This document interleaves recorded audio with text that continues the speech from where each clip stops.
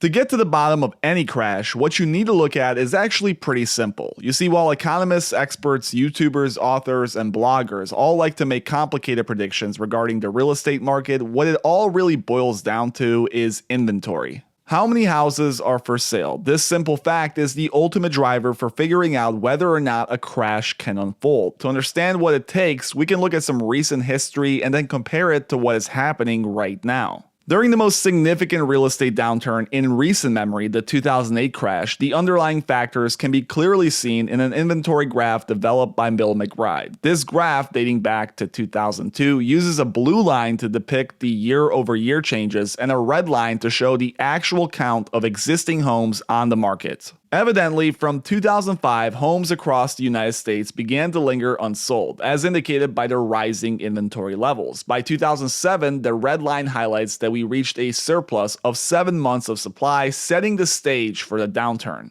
This growing surplus, which exceeds historical averages, combined with additional factors, ultimately triggered the crash. This graph vividly shows how quickly the market deteriorated, marking a crucial moment in real estate history. However, I believe there was more to the story behind the 2007 crash. A critical factor often overlooked in the media is the rampant fraudulent investment activity that coincided with this period. This fraud created numerous high-risk financial situations that were unsustainable without continual rises in real estate prices. Despite the significant role of escalating inventory levels, the widespread fraud of the early 2000s seldom receives attention in media, movies, or books. John M. Griffin, a finance professor at the University of Texas at Austin, explores this topic in his paper, 10 Years of Evidence, Was Fraud a Force in the Financial Crises? He emphasizes how these deceptive practices were pivotal in setting the stage for the 2007 financial crash. If you look into the details of the paper, it goes over some pretty interesting stats. We've all heard the stories from back in the day, but it's clear that mortgage originators emphasized profit-fueled quantity over loan quality, which resulted in the misreporting of key financial information in 48% of loans securitized by non-governmental agencies. Then you had the appraisers. Appraisers are meant to function independently from loan originators to ensure objectivity in assessing property values. However, according to the research highlighted in the paper, there was a troubling overlap in responsibilities. It was found that in 45% of the securitized loans, the appraisal values were exactly the same as the loan amounts, suggesting a lack of independence. This coincidence implies that appraisers may have not been acting independently, potentially inflating property values to match the loan amounts dictated by the originators. Of course, you also had the banks in on it as well.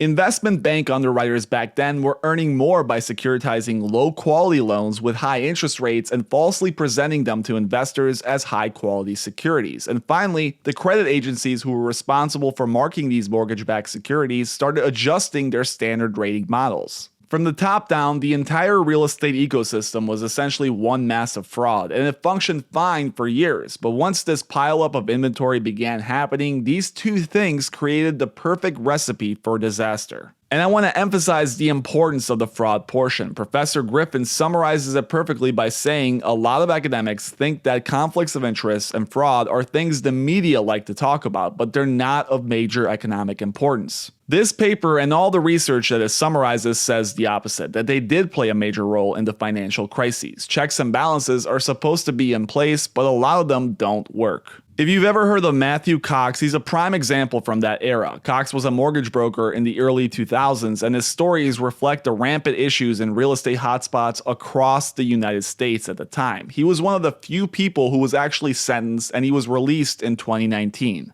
Since then, he's been actively discussing that period in various media outlets. It truly was like the Wild West. Many people were making lots of money by selling hopes, dreams, and inflated property values. Take a listen to this interview he gave a few years ago. It's a stark reminder that behavior like this was a major factor in the 2007 crash. The full clip is linked in the description below. Sure. When you were there, let me ask you this, because sometimes in the world, I was in LA.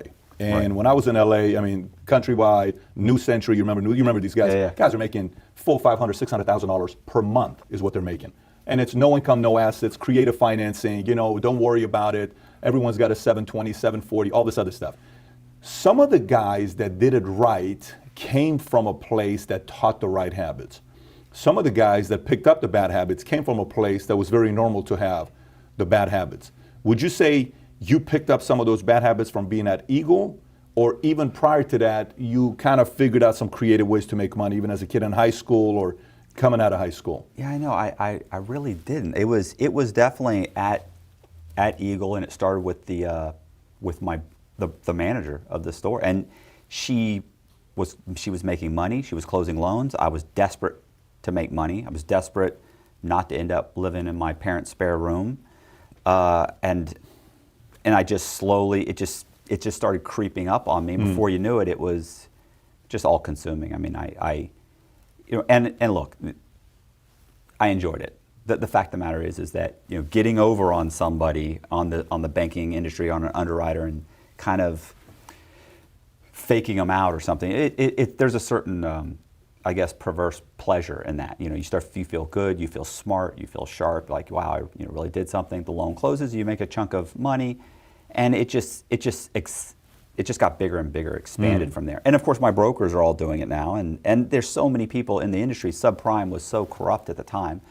So as you can see, this type of behavior was commonplace at the time. Everyone from agent to broker to appraiser to investor, lender, etc., etc. Everyone was in on this bizarre fraud that was fueled by pure greed. This was especially true in hotspots like Phoenix, Florida, and California. So where am I going with this? Well, we know a lot of people like to think that a crash is coming, and a big part of the reason is the simple bubble-like behavior of recent prices. But if you study history, you will see that nationwide real estate crashes almost never happen. You can go all the way back to the 1920s, and you're only going to see two examples where there was a significant nationwide sustained fall. One was the Great Depression, the other being 2007. Outside of those two events, home prices have generally remained steady even during periods of explosive growth. Essentially, what I'm trying to say is that to get a massive crash, you need the perfect scenario. One being inventory, and the second being something else to really push the market over the edge. In 1929, that was the world's worst economic crash, and in 2007, it was widespread mortgage fraud. In 2024, none of these conditions are satisfied. We currently have inventory levels sitting at 3.2 months, which isn't even close to the amount we need in order to even have a chance at a crash. And even if inventory levels rose way past this point here, you have to ask yourself what would even trigger a 2007-like spiral. As much as we hate to admit it, the real estate industry went through massive changes following the late 2000s. All that fraud was essentially washed away. I'm sure there's still some scummy people doing scummy things, but from the banking perspective, loans have gotten harder to get, reviews are done more intensely, appraisers are held to a different standard, and investors are much more careful and professional when compared to the old days. There simply is no real catalyst for a crash. What experts complain about is affordability and prices, but none of those underlying structures that hold up real estate are in any real trouble. There are pockets throughout the United States that suffer from some changes, but real estate was always local, and issues that plague one city usually don't translate to others. From the overall standpoint, the summary is inventory is low, and there doesn't seem to be any sort of other catalyst to push things over the edge. So as far as the eye can see, these prices are not going anywhere, and the crash isn't coming anytime soon.